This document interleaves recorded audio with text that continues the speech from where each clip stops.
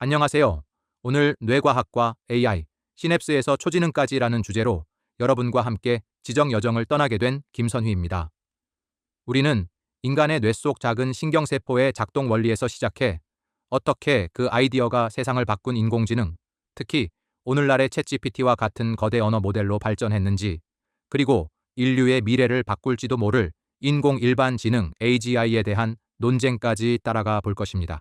이 강의는 이 방대한 역사의 핵심만을 모아놓은 다이제스트가 될 것입니다. 모든 이야기는 우리 뇌 속의 기본 단위인 뉴런에서 시작됩니다. 여러분이 이번 학기 동안 배우셨듯이 뉴런은 정보를 처리하는 작은 계산이라고 할 수 있습니다. 그림을 보시면 수상돌기는 다른 뉴런으로부터 신호를 받아들이는 안테나 역할을 합니다.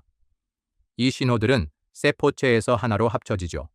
만약 이 통합된 신호의 총합이 특정 임계값을 넘어서면 뉴런은 발화하여 축삭돌기를 통해 다음 뉴런으로 전기 신호를 전달합니다. 이 입력 통합 발화라는 단순한 원리가 바로 인공지능을 향한 첫 영감의 원천이었습니다. 그렇다면 이 뉴런들 사이의 연결은 어떻게 변할까요? 1949년 심리학자 도널드 헤븐 학습에 대한 혁명적인 아이디어를 제시합니다.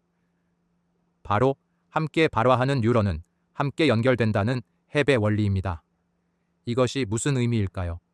만약 뉴런 A와 뉴런 B가 동시에 자주 활성화된다면 두 뉴런 사이의 연결, 즉 시냅스는 점점 더 강해진다는 것입니다. 반대로 같이 활동하지 않으면 연결은 약해지고요. 중요한 것은 이 과정에 정답을 알려주는 외부의 감독관이 없다는 점입니다. 뇌는 스스로 경험을 통해 연관성을 학습하는 비지도 학습을 수행합니다. 이것이 바로 학습의 생물학적 원리입니다. 1958년 심리학자 프랭크 로젠블렛은 헤베 원리에서 영감을 받아 최초의 인공신경망, 퍼셉트론을 만듭니다. 퍼셉트론은 뇌의 뉴런을 수학적으로 단순화한 모델입니다. 작동 방식은 간단합니다. 먼저 여러 입력 신호, 즉 X의 각각의 중요도, 즉 가중치, 즉 W를 곱합니다. 그리고 이 값들을 모두 더한 가중합을 구하죠. 마지막으로 이 가중합이 특정 임계값을 넘으면 뉴런이 발화하여 1을 출력하고 넘지 못하면 0을 출력합니다. 이것을 활성화 함수라고 부릅니다. 보시면 뉴런의 기본 구조 및 정보 전달 방식과 무척 닮아 있죠? 헤베 학습과 다른 점은 퍼셉트론은 정답을 보고 학습하는 지도 학습이라는 점입니다. 예측이 틀리면 정답에 가까워지는 방향으로 가중치를 조금씩 조정해 나갑니다. 이것이 바로 퍼셉트론의 학습 규칙입니다. 그렇다면 퍼셉트론은 어떤 문제를 풀 수 있을까요? 바로 선형적으로 분리 가능한 문제입니다. 말이 조금 어렵지만 그림을 보면 간단합니다.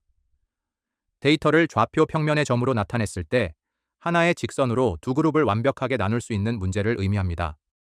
대표적인 예가 AND 게이트입니다.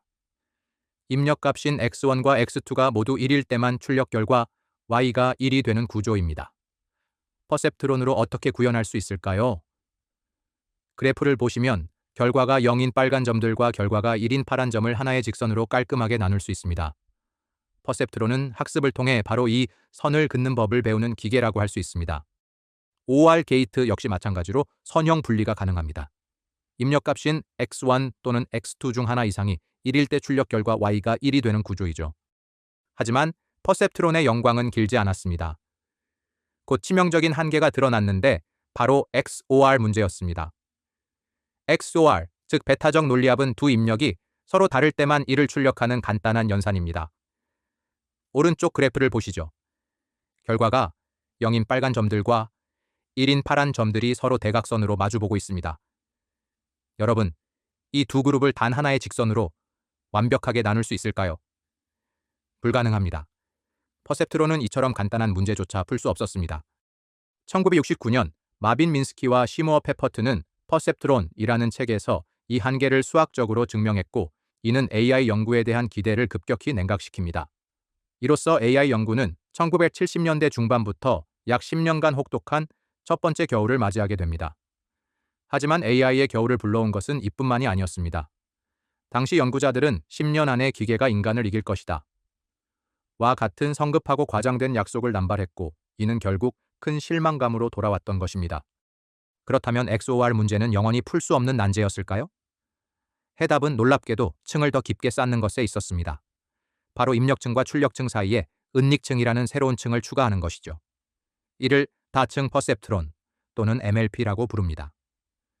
그런데 여기서 은닉층의 역할은 단순히 선 몇 개를 더 긋는 것 이상입니다. 핵심 아이디어는 은닉층이 데이터가 놓인 공간 자체를 변환시킨다는 것입니다. 풀기 어려운 문제를 더 풀기 쉬운 문제로 바꾸는 것이죠. 다층 퍼셉트론이 구체적으로 어떻게 XOR 문제를 해결할까요? 바로 공간을 휘게 만드는 마법을 통해서입니다. 왼쪽 그림을 보시면 원래의 2차원 공간에서는 XOR 점들을 직선 하나로 나눌 수 없습니다. 하지만 중간의 은닉층이 마치 종이를 접거나 공간을 늘리는 것처럼 이 공간을 고차원의 새로운 공간으로 변형시킵니다. 그렇게 새롭게 만들어진 공간에서는 보시는 것처럼 두 그룹이 깔끔하게 분리되고 이제 출력층은 간단한 선 하나를 그어 이들을 완벽하게 분류할 수 있게 됩니다. 즉, 풀기 어려운 문제를 더 풀기 쉬운 문제로 변환시켜주는 것. 이것이 바로 딥러닝의 핵심 능력 중 하나입니다. 어떤가요? 생각보다 직관적이지 않습니까? 이후의 인공신경망 모델들은 이보다 훨씬 복잡한 구조와 원리를 가지므로 오늘 강의에서는 핵심적인 아이디어와 역사적 흐름 위주로 소개하겠습니다. 다층 퍼셉트론이라는 개념적 해결책이 있었지만 AI는 다시 한번 겨울을 맞이합니다. 문제는 중간에 숨어있는 은닉층의 가중치들을 어떻게 효과적으로 학습시켜야 할지 막막했던 겁니다. 또한 다층 신경망이라는 획기적인 아이디어를 실제로 구현하고 훈련시킬 만큼 컴퓨터의 성능이 따라주지 못했습니다. 이 기나긴 두 번째 겨울을 끝낸 것이 바로 1986년 제프리 힌튼 등이 제안한 오차 역전파 알고리즘입니다. 간단히 말해 일단 예측을 해보고 정답과 얼마나 틀렸는지, 즉 오차를 계산한 뒤 그 오차의 원인을 뒤에서부터 한 단계씩 추적해가며 각 연결의 가중치를 묻고 수정해 나가는 방식입니다. 다음 슬라이드에서는 이러한 원리를 애니메이션으로 보여드리겠습니다.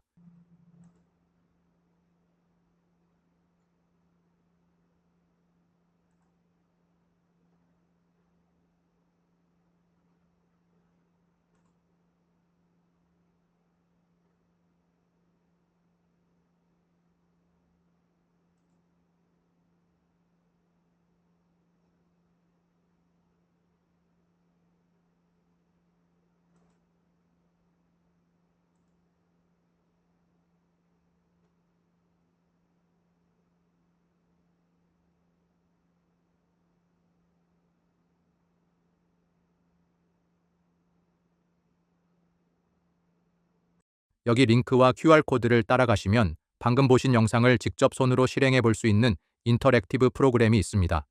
한번 직접 역전파의 원리를 체감해 보시기 바랍니다. 물론 이것은 실제 뉴런의 시냅스가 변하는 과정과는 차이가 있습니다.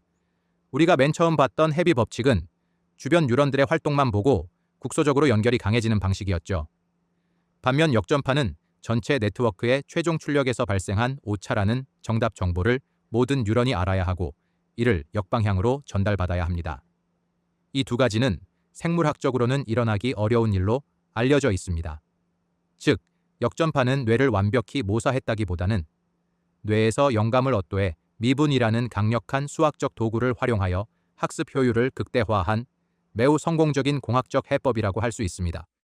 역전파 알고리즘의 등장 이후에도 한동안 잠잠했던 인공신경망은 2010년대 들어 딥러닝이라는 이름으로 화려하게 부활합니다. 딥러닝은 단순히 층을 몇 개 더 쌓은 것이 아니라 수십 수백 개의 층을 아주 깊게 쌓은 신경망을 의미합니다. 이것이 가능해진 데에는 세 가지 핵심 요인이 있었습니다. 인터넷의 발달로 인한 빅데이터, 병렬 처리에 최적화된 GPU의 성능 향상, 그리고 꾸준히 개선된 알고리즘입니다. 그리고 2012년 알렉스넷이라는 딥러닝 모델이 이미지 인식 대회에서 기존의 모든 모델을 압도하며 딥러닝의 시대를 활짝 열었습니다. 알렉스넷은 바로 제프리 힌튼과 그의 제자 일리아 서치캐버가 만든 회사의 모델이었죠. 2016년 전 세계는 구글 딥마인드가 개발한 바둑 AI 알파고와 이세돌 9단의 대결을 숨죽여 지켜봤습니다. 많은 이들의 예상을 깨고 알파고는 압도적인 승리를 거뒀습니다. 알파고 쇼크는 단순히 기계가 인간을 이겼다는 사실 때문이 아니었습니다. 바로 직전에 우리가 살펴본 심층 신경망, 즉 딥러닝과 또 다른 학습 알고리즘인 강화학습을 천재적으로 결합했다는 점이 핵심입니다. 알파고는 딥러닝을 통해 프로 기사들의 기보를 학습하여 인간과 같은 직관을 얻었고, 강화학습을 통해 스스로와 수백만 번의 대국을 두며 보상, 즉 승리를 최대로 이끌어낼 수 있는지 학습했습니다. 이 과정에서 인간이 생각하지 못했던 창의적인 수를 스스로 발견하며 AI가 인간 고유의 영역이라 여겨졌던 창의성의 문을 두드리기 시작한 것입니다. 알파고가 전략의 세계를 정복하는 동안 언어의 세계에서는 또 다른 혁명이 일어나고 있었습니다. 이전의 언어 모델들은 마치 우리가 책을 읽듯 단어를 하나씩 순서대로 처리했습니다. 이는 긴 문장의 맥락을 파악하기 어렵고 무엇보다 학습 속도가 매우 느리다는 치명적인 단점이 있었죠. 2017년 Attention is all you need, 즉 어텐션만 있으면 돼라는 도발적인 제목의 논문이 이 모든 것을 바꿉니다. 이 논문은 트랜스포머라는 새로운 아키텍처를 제시했는데 그 핵심은 셀프 어텐션 메커니즘입니다. 간단히 말해 문장 내 한 단어의 의미를 이해하기 위해 다른 모든 단어와의 연관성을 한 번에 병렬적으로 계산하는 방식입니다. 예를 들어 그 동물이 길을 건넜다. 왜냐하면 그것은 피곤했기 때문이다. 라는 문장에서 그것이 동물을 가리킨다는 것을 즉시 파악하는 것이죠. 이 병렬 처리 능력 덕분에 이전과는 비교도 안 될 만큼 거대한 데이터로 훨씬 더 큰 모델을 훈련시키는 것이 가능해졌습니다. 이것이 바로 오늘날 챗GPT와 같은 거대 언어 모델, 즉 LLM의 시대를 연 결정적인 열쇠가 되었습니다. 그리고 2025년 지금 우리는 거대 언어 모델, 즉 LLM의 시대에 살고 있습니다. 챗GPT로 대표되는 이 모델들은 트랜스포머라는 혁신적인 아키텍처를 기반으로 인터넷의 거의 모든 텍스트를 학습하여 놀라울 정도로 인간과 유사한 대화를 나누고 글을 창작합니다. 여기서 더 나아가 AI는 이제 글자만 아는 것을 넘어 그림을 그리고 음악을 만들고 영상을 제작하는 멀티모달 AI로 진화하고 있습니다. 이는 AI가 인간의 소통 방식을 더욱 닮아가고 있다는 신호입니다. 이 놀라운 발전의 끝은 어디일까요? 많은 과학자와 개발자들이 궁극적인 목표로 삼는 동시에 두려워하는 것이 있습니다. 바로 인공 일반 지능, 즉 Artificial General Intelligence, 줄여서 AGI입니다. 바둑만 잘 두거나 그림만 잘 그리는 현재의 AI를 넘어 인간처럼 모든 분야에서 생각하고 학습하며 문제를 해결하는 범용적인 지능을 가진 존재의 등장을 의미합니다. AGI는 인류의 모든 문제를 해결해줄 유토피아의 열쇠가 될까요? 아니면 우리가 통제할 수 없는 판도라의 상자가 될까요? AGI를 바라보는 시선은 단순히 찬반으로 나뉘지 않고 훨씬 복잡하고 다양한 스펙트럼을 보입니다. 크게 네 가지 흐름으로 나눠 볼 수 있습니다. 첫째는 경고파입니다. 제프리 힌튼, 일론 머스크 같은 인물들은 초지능 AI가 인류의 통제를 벗어나 실존적 위협이 될 수 있다고 강력하게 경고하며 즉각적인 규제와 안전 연구를 촉구합니다. 둘째는 오픈 AI의 샘 알트먼이나 구글 딥마인드의 데미스 하사비스 같은 건설파입니다. 이들은 AGI가 질병 정복, 기후변화 해결 등 인류에게 엄청난 혜택을 줄 것이라 믿으며 개발을 주도합니다. 물론 위험성도 인지하고 신중하게 접근해야 한다고 말합니다. 셋째는 얀 르쿤, 앤드류 응 교수 같은 현실파입니다. 이들은 현재의 AI 기술, 특히 LLM만으로는 절대 AGI에 도달할 수 없다고 주장합니다. 따라서 AGI로 인한 멸망 시나리오는 시기상조이며 과장된 공포라고 비판하며 보다 현실적인 문제 해결에 집중해야 한다고 말합니다.